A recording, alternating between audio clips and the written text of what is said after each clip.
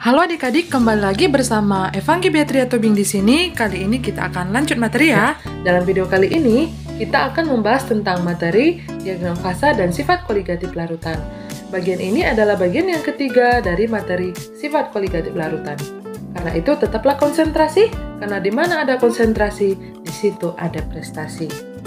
Oke adik-adik, diagram fasa sering juga kita kenal dengan nama diagram PT.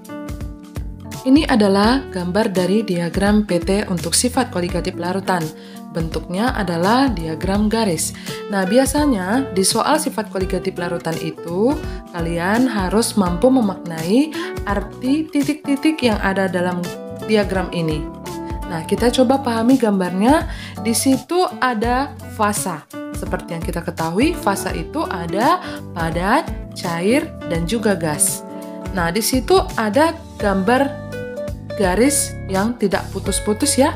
Itu kita sebut dia namanya diagram fasa air, atau bisa kita sebutkan dia dengan diagram untuk pelarut. Nah, sedangkan untuk garis yang putus-putus, itu kita sebut dia namanya dengan diagram fasa larutan. Sumbu X itu menyatakan temperatur, sedangkan sumbu Y itu menyatakan tekanan. Kita perhatikan sumbu X. Di situ ada delta TF yang menyatakan penurunan titik beku. Sedangkan delta TB di situ menyatakan kenaikan titik DD. Kita coba perhatikan titik C dan C aksen. Titik C di situ berarti titik beku dari pelarut. Sedangkan C aksen itu adalah titik beku larutan. Seperti yang kita ingat, C itu adalah titik beku pelarut yang nilainya 0 derajat Celcius. Kan di situ menyatakan delta TF, berarti mengalami penurunan suhu. Dari 0 menjadi negatif ya kan? Berarti C aksen di situ harganya negatif ya. Nah, untuk CA itu adalah garis dari titik beku pelarut. Sedangkan C aksen A itu adalah menyatakan garis titik beku larutan ya. Nah, kita coba pahami dari segi wujud zatnya ya. Penurunan titik beku berarti kan mengalami pembekuan, berarti perubahan dari cair menjadi padat ya. Nah, sekarang kita coba bahas mengenai kenaikan titik DD. Nah, di situ ada titik B dan titik B aksen. Titik B adalah titik DD untuk pelarut, sedangkan B aksen adalah titik DD untuk larutan. Jadi, seperti yang kita ingat bahwa air mendidih itu pada suhu 100 derajat Celcius. Jadi kalau mengalami kenaikan titik didih, maka suhunya di atas 100 derajat Celcius. Nah, untuk garis BA itu adalah menyatakan garis titik didih pelarut. Sedangkan garis B aksen A itu adalah garis titik didih larutan. Untuk titik A menyatakan tekanan uap dari pelarut, sedangkan titik untuk A aksen menyatakan tekanan uap jenuh larutan. Dan untuk garis A menuju A aksen kita namakanlah dia garis penurunan tekanan uap. Selanjutnya kita bahas penerapan sifat koligatif larutan dalam kehidupan sehari-hari. Yang pertama yaitu penurunan tekanan uap.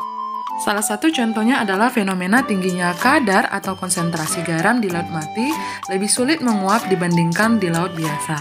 Pada saat berenang di laut mati, kita tidak akan tenggelam karena konsentrasi zat larutnya yang sangat tinggi.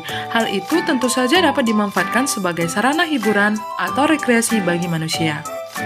Yang kedua adalah penurunan titik beku. Contohnya adalah fenomena penaburan garam pada es di musim salju di negara musim dingin, sehingga es mencair. Adanya zat terlarut menghalangi pelarut membeku, sehingga untuk membekukan larutan diperlukan suhu lebih rendah dari pelarutnya akibat titik beku larutan turun.